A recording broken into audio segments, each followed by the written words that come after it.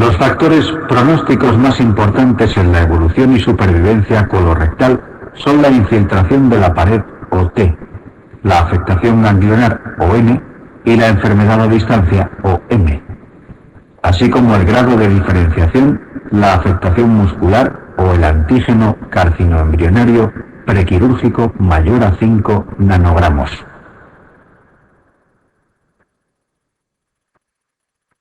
Una vez establecida la localización del tumor, ya sea cólica o rectal, y el estadiaje prequirúrgico en el caso del cáncer de recto, se indica la cirugía, que debe incluir resecciones anatómicas con márgenes oncológicos adecuados y linfadenectomías apropiadas.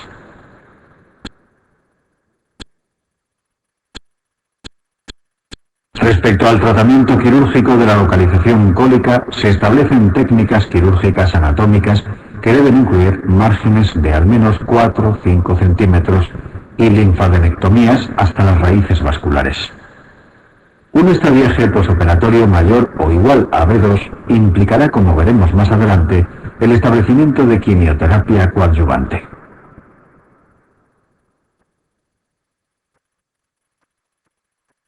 Cáncer de recto. En tumores de localización rectal con diagnóstico prequirúrgico de T3 o mayor o afectación ganglionar, se debe aplicar quimioterapia más radioterapia neoadyuvante.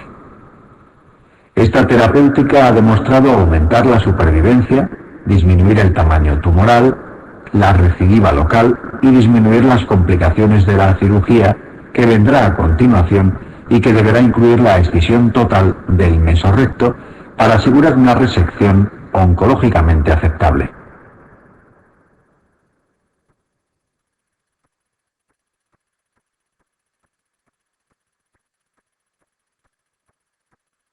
Dependiendo de la distancia a los márgenes anales del cáncer de recto, se establecen dos técnicas quirúrgicas estandarizadas.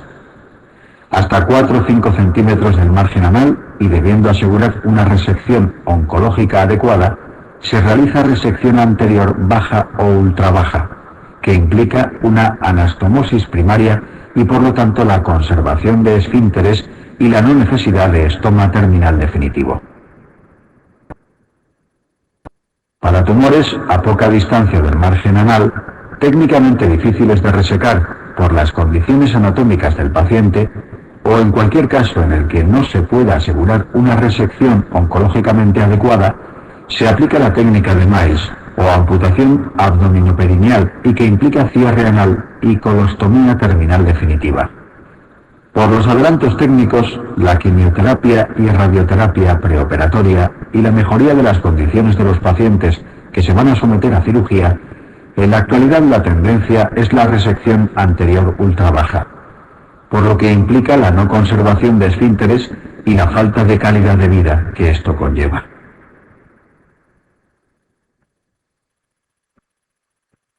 Es importante terminar diciendo que existe la radioterapia posoperatoria en cáncer de recto que disminuye la recidiva local posterior, sin aumentar la supervivencia.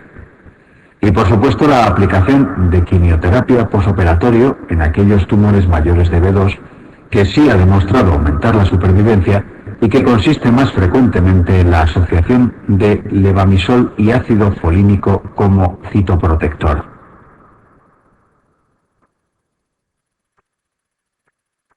La causa más frecuente de hemorragia digestiva baja entre los 20 y 55 años son las hemorroides, que son venas varicosas del plexo rectal. Solo los grados 3 y 4 son quirúrgicos. Las crisis inflamatorias hemorroidales se manifiestan como proctalgia moderada y escozor o prurito anal, y se tratan con aplicación de baños de asiento y analgesia.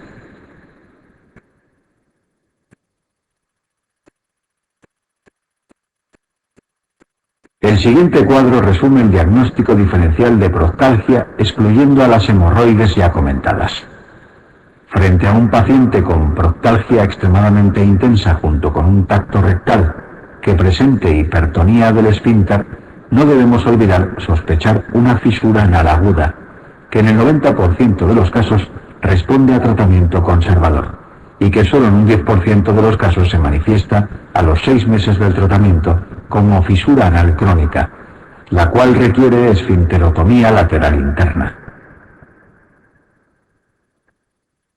La presencia de un orificio perianal con salida de material, ya sea purulento, fecaloideo o gas, nos debe hacer sospechar una fístula perianal.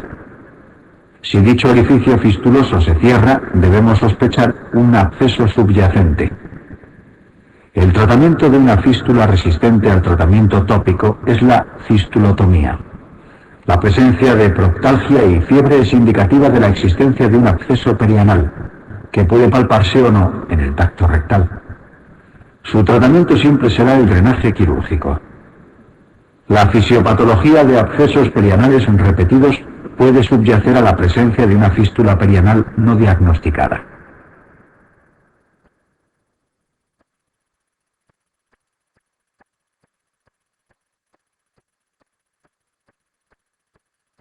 Estómago. A continuación seguiremos con la patología gástrica, que incluirá el estudio de las indicaciones quirúrgicas de la úlcera gastroduodenal complicada y el tratamiento del adenocarcinoma gástrico.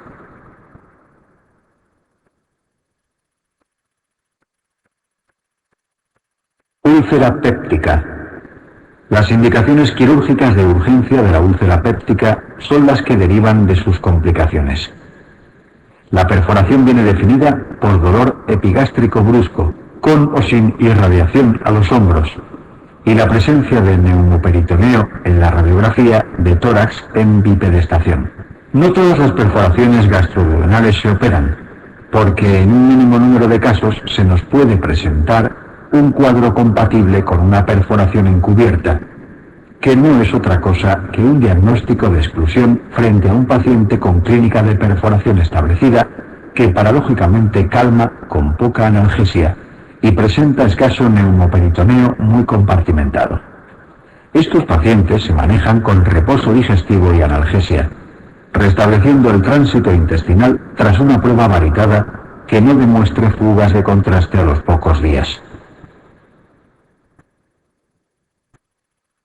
La hemorragia digestiva alta no controlada por endoscopia o embolización intervencionista requerirá intervención quirúrgica. En ocasiones la perforación de la úlcera se realiza contra un órgano vecino que la tapona, penetración. Por definición no se observa neumoperitoneo, pero sí clínica de afectación del órgano en cuestión. La afectación más frecuente es al páncreas, presentando hiperamilasemia en los análisis de urgencias.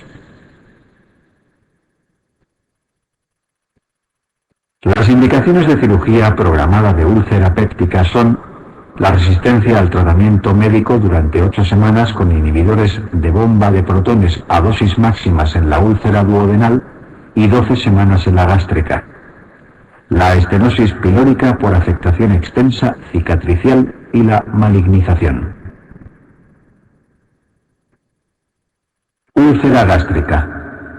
Las causas ya conocidas que determinan la aparición y persistencia de una úlcera gástrica se ven favorecidas por factores locales del tejido gástrico.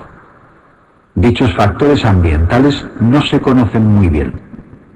Por esta razón, la cirugía curativa de una úlcera péptica gástrica debe incluir la resección de ese tejido. Las técnicas quirúrgicas dependerán de la localización y del carácter urgente o programado del momento quirúrgico. Así pues, la cirugía programada de úlcera gástrica péptica serán las resecciones gástricas regladas que, dependiendo de la localización de la úlcera, hablaremos de antrectomía si se localiza en la zona más distal del estómago, gastrectomía subtotal en el cuerpo gástrico o gastrectomía total en fundus o próximo a cardias.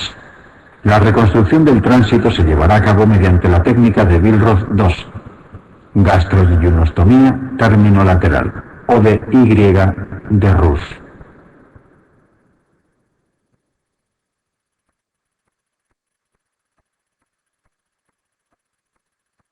La cirugía urgente de úlcera péptica gástrica depende de igual manera de la localización de la úlcera, que se clasifica en tipo 1 en curvatura menor gástrica a nivel de la incisura angularis, realizándose una antrectomía. Tipo 2, en la que hay dos, una úlcera gástrica y otra duodenal, tratándose ambas. Se trata mediante una antrectomía más sutura simple y vagotomía, sin necesidad de piloroplastia, pues este se extirpa. Las tipo 3 son pilóricas o prepilóricas, que se tratan como las duodenales, como veremos a continuación.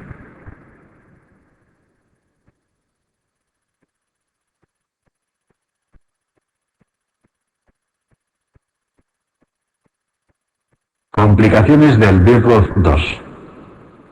Las complicaciones del Billroth 2 son ampliamente conocidas por las connotaciones fisiopatológicas que derivan de la nueva disposición anatómica que determina la gastrogeinostomía laterolateral.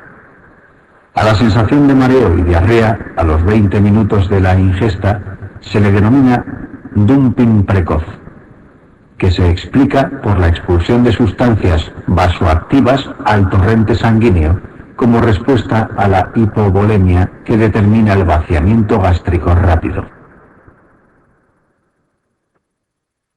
A la hipoglucemia que se produce a las 2 horas de la ingesta se le denomina dumping tardío, cuyo mecanismo reflejo responde de igual manera al aumento brusco de insulina que determina el vaciamiento gástrico.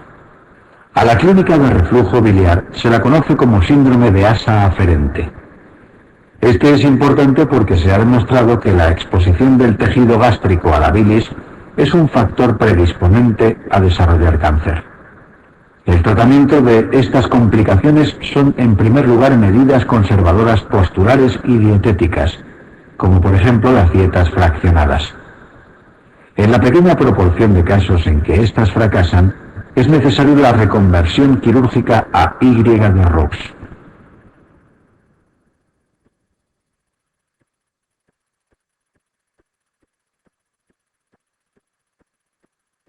Úlcera duodenal.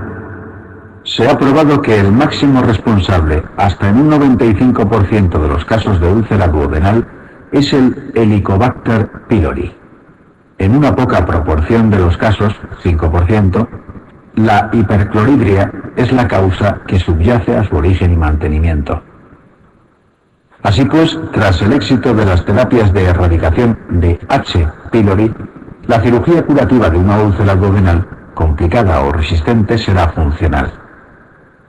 Esto quiere decir que consistirá en la sección a diferentes niveles del nervio responsable de la secreción ácida, el N vago. Otra función de este nervio es la regulación de la motilidad pilórica, de tal manera que cuando se activa abre el píloro y cuando no lo está, el píloro se mantiene cerrado. Esta acción la realiza mediante una rama denominada nervio de Latarjet. Dependiendo de la altura a la que se seccione el N vago, necesitaremos añadir o no a la cirugía un mecanismo evacuador del estómago, la piloroplastia.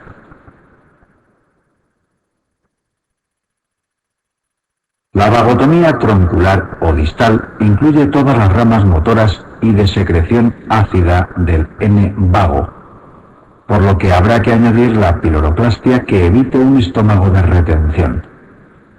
Esta es la técnica de elección en cirugía urgente. La vagotomía selectiva tiene connotaciones idénticas para el paciente.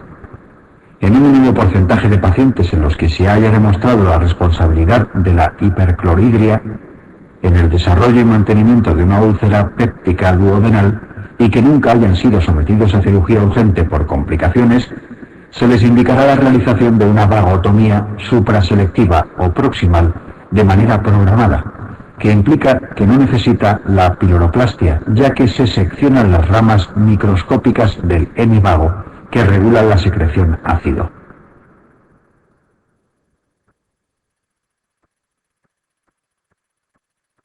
La cirugía urgente de úlcera duodenal se basa en el mismo tratamiento quirúrgico siempre: sutura simple de la úlcera, epiplolastia y lavado peritoneal.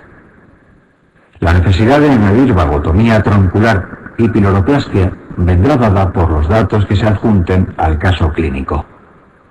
En pacientes sin antecedentes de tratamiento erradicador no se realizará vagotomía y se dará dicho tratamiento erradicador en los próximos días. Frente a un paciente con antecedentes de úlcera de larga evolución, terapias erradicadoras sin éxito o larga historia de tratamiento con IBPS, la sospecha de que el origen de la enfermedad radica en la hipercloridria nos obligará a la realización de vagotomía troncular y piloroplastia. Si en el caso clínico no nos adjuntaran ninguna información, excepto la posibilidad de realización de un test intraoperatorio de ureasa, actuaremos en base al resultado del mismo.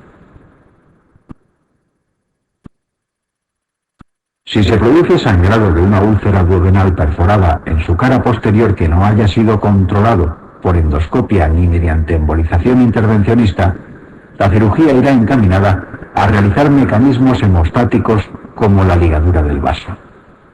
La arteria gastroduodenal es la responsable en muchos casos de esta situación, ya que discurre en íntimo contacto con la cara posterior de la primera porción duodenal.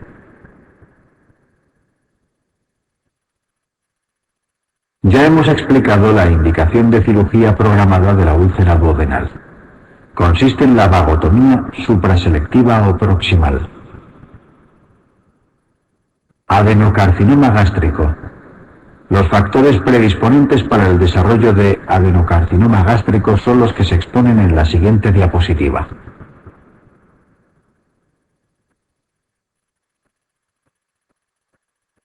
Dentro del amplio espectro de síntomas que pueden caracterizar el desarrollo de un cáncer gástrico, destacan las molestias postprandiales o la pérdida de peso, así como la anemia microcítica o la pirosis. Se presupone que en el momento de aparición del primer síntoma, el 85% de los casos ya no son carcinomas precoces. El estudio esófago-gastroduodenal valitado nos permitirá evaluar la localización, la forma y el relieve de la lesión.